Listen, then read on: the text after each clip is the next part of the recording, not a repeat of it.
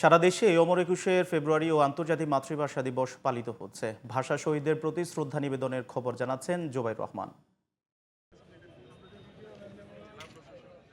সিলেট কেন্দ্রীয় শহীদ মিনার ২১-এর প্রথম প্রহরে ফুলেল শ্রদ্ধা জানান ৭১-এর বীর মুক্তিযোদ্ধারা। এরপর একে একে শ্রদ্ধা জানান বিভাগীয় কমিশনার, ডিআইজি, বিভিন্ন রাজনৈতিক, সামাজিক ও সাংগঠনিক সংগঠন। ২১-এর প্রথম প্রহরে শহীদ মিনারে ফুল দিয়ে ভাষা শহীদদের প্রতি সম্মান জানিয়েছেন চট্টগ্রামের সর্বসাধারণ। বরিশাল কেন্দ্রীয় শহীদ মিনারে ভাষা শহীদদের প্রতি শ্রদ্ধাঞ্জলি প্রদান করেন বিভাগীয় কমিশনার, পুলিশ কমিশনার ও বিভিন্ন সংগঠনের নেতাকর্মীরা। এদিকে রংপুরে ২১-এর প্রথম প্রহরে ভাষা শহীদদের শ্রদ্ধা জানান জেলা প্রশাসক, বিভাগীয় কমিশনার সহ সর্বসাধারণ। নারায়ণগঞ্জে ভাষা শহীদদের স্মরণে পালিত হয়েছে মহান ভাষা দিবস।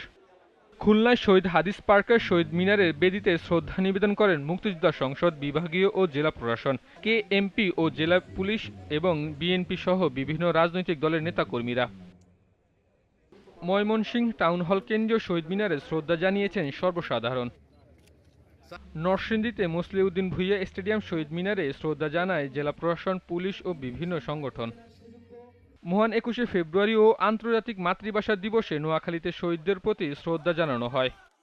মেহেরপুরে ২১শে ফেব্রুয়ারি শহীদ ও আন্তর্জাতিক মাতৃভাষা দিবস উদযাপিত হয়েছে।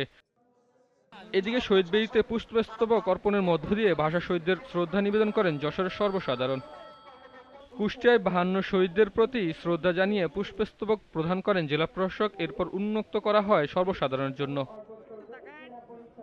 ঝিনাইদহে কেন্দ্রীয় শহীদ মিনারে ভাষা শহীদদের প্রতি শ্রদ্ধা জানিয়েছেন জেলার বিভিন্ন পেশার মানুষ।